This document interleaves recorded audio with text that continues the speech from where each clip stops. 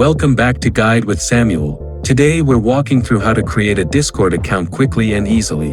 Whether you're looking to join gaming communities, connect with friends, or participate in special interest groups, I'll show you exactly how to get started with Discord in 2025. Let's begin with the most straightforward method using either the mobile app or desktop version. First, download the Discord app from your device's App Store, Google Play Store or Apple App Store, or visit discord.com on your computer.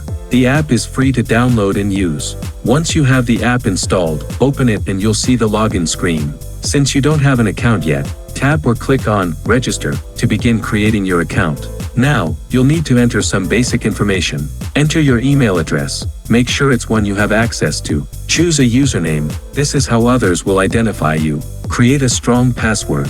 Enter your date of birth. Discord requires users to be at least 13 years old. After filling out this information, click Continue to proceed. Discord will send a verification email to the address you provided. Check your inbox and spam folder, just in case, for an email from Discord and click the verification link to confirm your email address. Once your email is verified, you can customize your account further by adding a profile picture and adjusting your privacy settings. I recommend setting up two-factor authentication for added security. You can find this option in User Settings, Privacy and Safety.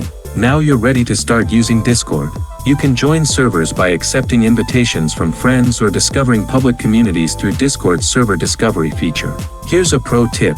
When choosing your username, pick something memorable but avoid using personal information. You can always change your display name per server later if you want to use different names in different communities. Remember that Discord is free to use, but they offer a Nitro subscription that gives you additional features like higher quality video, larger file uploads, and custom emojis. I know setting up new accounts can sometimes feel confusing, but Discord makes the process pretty straightforward. Within just a few minutes, you'll be ready to join conversations and communities that interest you.